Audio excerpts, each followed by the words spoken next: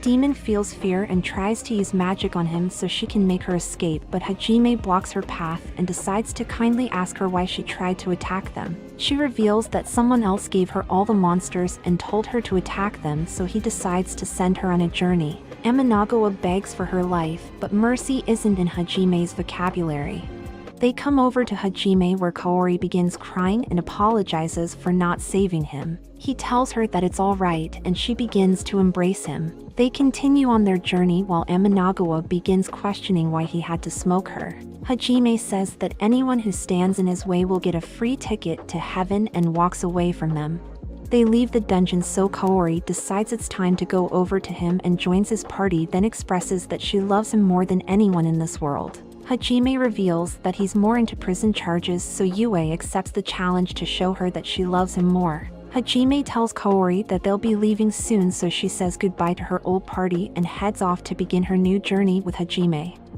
We find our party driving through a sandstorm in the desert where a waifu war has begun. The battle begins with Yue laying claim to Hajime along with his life seeds, but Kaori counters by saying she knows him much better than her since they were classmates. However, Yue scores a devastating blow by revealing that Hajime's sword has entered her sheath on many occasions. Miu stops the fight before the FBI comes for Hajime, and they decide to postpone the battle for Best Girl. Tio gracefully comes forward and points out that there are many sandworms gathering in the distance, but they seem to be acting strangely. A sand glizzy suddenly comes up from the desert and attempts to make them lunch, so Hajime is forced to run away, but they continue to chase after him. Kaori takes the chance to give some head while Yue is restrained by Shia's face-sitter and they're forced to put her in timeout. Hajime begins driving in reverse while dodging the sand glizzies that attempts to penetrate him. He activates a weapon hidden in the harem carrier to give the poor bastards an outer body experience. Hajime continues to drive but finds even more waiting ahead of him, so he channels the spirit of America and gives them a pathway to the gates of Worm Heaven. They see a man laying in the middle of the desert and decide to check if he's the cause of this. Kaori turns him over and sees that the man is suffering from a poison that caused his mana to overload his body. She decides to use a spell to drain all the excess mana from him, but explains that the condition will return if he's not brought in for further treatment. The man awakens and believes that he has ascended to heaven, but Hajime gently reminds him that life is not that merciful. They take him into the harem carrier where he explains that he's a duke of a city, but days ago all the drinking water was polluted with poison that causes mana overload, and seeing no other option he set out to find adventures powerful enough to get the antidote from a volcano. The duke begs Hajime to help his people, and with some convincing from Miu he decides to accept the mission to save the duke's city from becoming past tense. Our party arrives in the city of Inkaji and finds that all of its residents are gone. They meet with the duke's father and explain that they've come to help with their current situation. Yue starts off by creating a gravity square to make a hole and finishes off by filling the pool to give them a clean source of water. Yue gets exhausted and begins drinking some of Hajime's fluids, then she attempts to eat his face. They head to the oasis, but Hajime says that he senses something evil swimming inside of it. He throws in some fireworks to give it a little surprise, causing a giant slime monster to erupt from the water and starts to attack them. Yue decides to give it the cold shoulder while Tio brings in the heat, leaving Hajime to use his pure and make the creature a hashtag. They tell them that the oasis will be cleared up after a while since the monster is gone, and the Duke thanks them for saving their city. They go to the room where the sick are being treated to tell the people all that happened, and announces that our adventurers will be going on a journey to recover the cure for the poison. Kaori decides that she will stay with Miu to look after the patients, but Miu reveals that Yue touched lips with Hajime today. Kaori kindly asks him why he was cuddling her lips when they're supposed to be on a mission, while Yue emotes on her.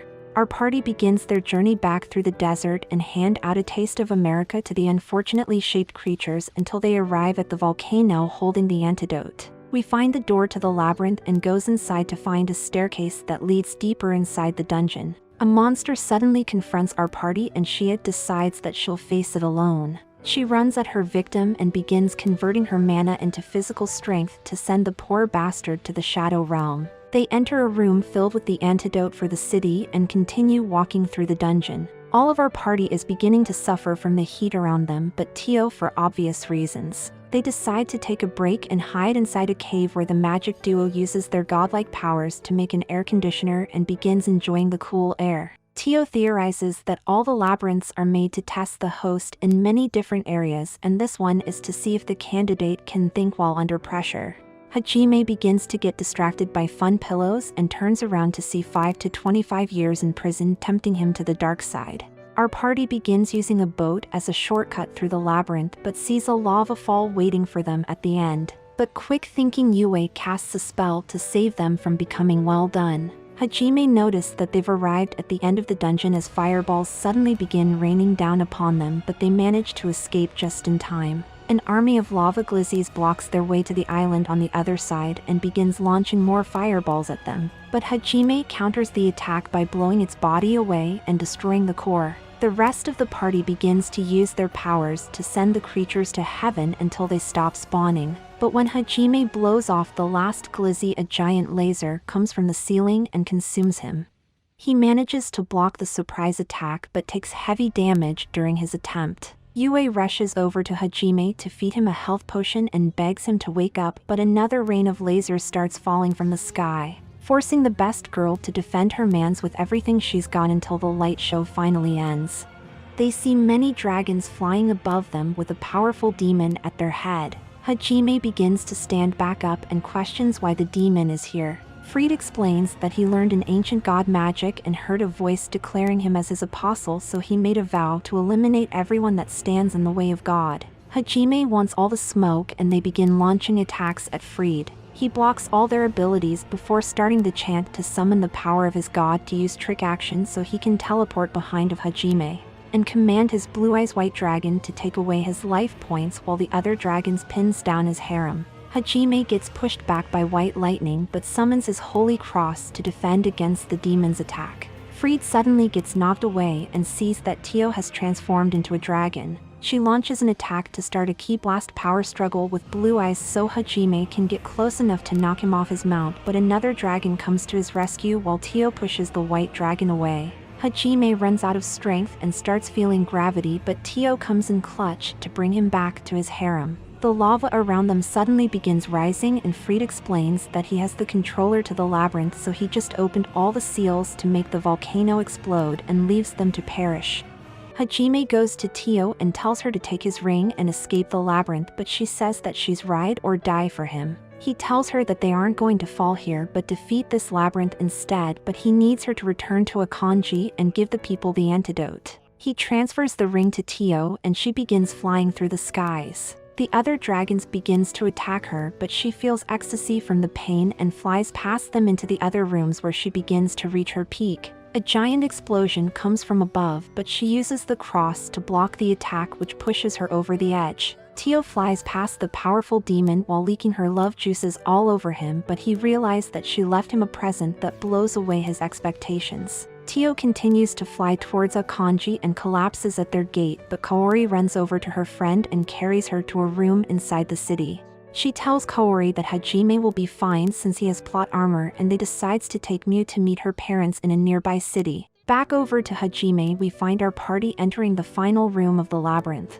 They enter the circle to learn ancient spatial magic, and Yue finds a hidden wall with the dungeon relic inside. The room begins to be flooded by lava, but the spatial magic comes in clutch and allows our party to survive a bath from hell. Hajime goes to his ship to swim through the volcano, but they begin to get pulled down under the wave of lava. They get spit out in the ocean but finds that sharks are after them, so Yue decides to put them into an underwater blender. They go up to the surface and immediately begins eating the wildlife surrounding them. A group of fishmen comes on the ship to protect their kind and tries attacking Shia, but he becomes a skipping stone instead.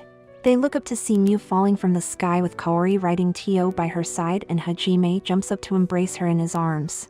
Hajime's harem is back together again, and they are very happy to see that he made it out all right. Our party continues their journey through the ocean until they find the land that Miu came from. They go on the dock where the soldier thanks them for bringing back the missing child, then allows them to explore the city. Miu carries the party to meet her mother and runs over to embrace her in a hug for the first time since she's been kidnapped. Miu realizes that her mother had been injured and asks her father to help her, so Hajime comes over to take her inside the home. Kaori takes a look at her leg and says that she will take a few days to heal it, but she'll be fine. Rimiya questions why Miu calls Hajime father, and he tells her everything that happened up to this point. She thanks them for all that they've done and invites them to stay in her home. Hajime says that he'll find an inn, but the MILF uses Miu as a weapon to make him stay and offers some cheeks as repayment for his kindness, which makes his harem less than pleased.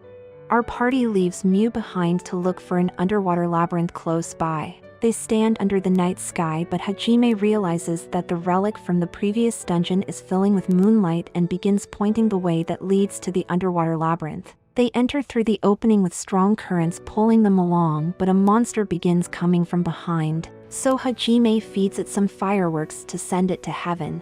They find a star in the wall and use the pendant to open another door that leads to a cave inside the labyrinth. Our party begins walking through the cavern and encounters many monsters that they easily defeat. Hajime begins complaining that the monsters seem weak, so the heavens reply by forming a slime monster. Shia tries to smash it, but the slime busts all over her chest and Tio uses flame magic to burn it away. Yue puts up a barrier to block its attack and Shia comes over to ask Hajime to rub potions on her burns. But Kaori decides to heal the wound to shaft block our furry friend. They realize that the slime burns through magic and it begins to transform into the legendary monster Tit's head. It begins attacking our party, but they return the favor to the monster. Kaori tells Yue to go fight while taking over as the shield holder, and all our fighters launch a team ultimate to make Tit's head explode. The monster begins to reform into its godlike shape and they begin questioning Hajime about its mana crystal to destroy, but he explains that the whole room is this creature's weak spot. Tit's head starts attacking and breaks through Kaori's shield and Yue is forced back into defense mode. Hajime summons his flame spitter to burn the wall of slime, so the others launch ranged attacks to distract it while Kaori just stands there being useless. Hajime notices a whirlpool and decides to use the impaler to penetrate it so he can open an escape route. The party is split apart by the currents with both waifus on opposite sides. Yue tells him to save Kaori, so he swims over just in time to carry her to the surface. Kaori questions why he chose to help her, so he explains that she would not survive on her own while Yue is an immortal vampire. The duo begin traveling through the dungeon until they arrive at a level where many abandoned ships lay in wreckage. The space around them begins to warp and they find themselves in the middle of a war at sea. Hajime tries to shoot with no effect, but Kaori is able to block it and Hajime realizes that only magic attacks work in this place. They see a man in pain, so Kaori goes over to heal him, but he gets Thanos snapped instead. She thinks that she just smoked someone, but Hajime explains that everything here is just an illusion to make her feel better. They suddenly get surrounded by pirates and Hajime blows their minds and jump away with Kaori. He realizes that the only way to escape is to send the illusion men to heaven and goes to end them. The duo find themselves back in the ship graveyard and remembering all the carnage that Hajime caused, Kaori begins freaking out. They take a break and she apologizes for being weak, but he tells her it's alright because he also freaked out in the abyss and without Yue he wouldn't have made it. Kaori admits that she's jealous of Yue, so Hajime explains that even if she becomes important to him, Yue will always be the one that he loves and she should stop comparing herself to her. They start back on their journey through the labyrinth and goes to the top of a ship. Another vision begins forming and this time they find themselves at a party between humans and beastmen. The host comes forth and thanks everyone for signing a peace treaty between their races, but says that it was an act against God for humans to mix with furry filth. A red wedding begins to take place as all the guests begin to be slaughtered without exception. Hajime notices that the host went inside with a mysterious woman by his side as the illusion begins fading away. Kaori says she's alright, so they decide to continue traveling inside the ship, but Hajime finds a string that activates an arrow trap. A heavy gust of wind suddenly appears that blows Kaori away and Hajime begins to get surrounded by soldiers. So he shows them why you don't take a sword to a pew-pew fight. He begins looking for Kaori and finds her hiding in a dark corner. She comes over to him and says that she needs a hug, but he realizes that she's acting strange, then blows her mind. He sees that she had a knife and the imposter questions why he pew her, but he double taps. The creature explains that it's holding her body hostage, but Hajime reveals that magic ammo will only cause pain with minor damages, and tells the imposter that it took someone important to him, so he'll make sure that they suffer for it. The creature decides to leave her vessel, and Hajime notices that it disappeared. Kaori wakes up and decides to embrace his lips with her own. She admits that she loves him and will always be by his side, so Hajime accepts it as long as she's happy. The duo begins the journey through the labyrinth and finds a portal that leads to an underwater temple with a magic circle in the center. The other harem members arrives in another circle, and Tio questions if Hajime gave Kaori his long sword, but he awards her with punishments. Kaori flexes on Yue that she kissed Hajime, and he admitted that she's important to him. Yue accepts her as a worthy rival, and they go into the magical circle to learn ancient restoration magic. The fallen angel tells them not to follow the way of God and leaves them to collect the fourth ancient relic. The temple begins to collapse, so Yue uses spatial magic to teleport them away, but a giant wave washes them underwater, where they see that the legendary Tit's head have returned. It begins to attack, and Hajime comes up with a plan to beat it, but he needs time. Tit's head evolves into the Great Swallower, but many fishes suddenly attacks the monster as the fugly fish arrives on the battlefield to lend a fin, while Hajime completes his missiles, then launch them inside the monster to turn it into fireworks and brings an end to the Great Swallower. Like for a cat girl, subscribe for a waifu, and remember to stay swifty.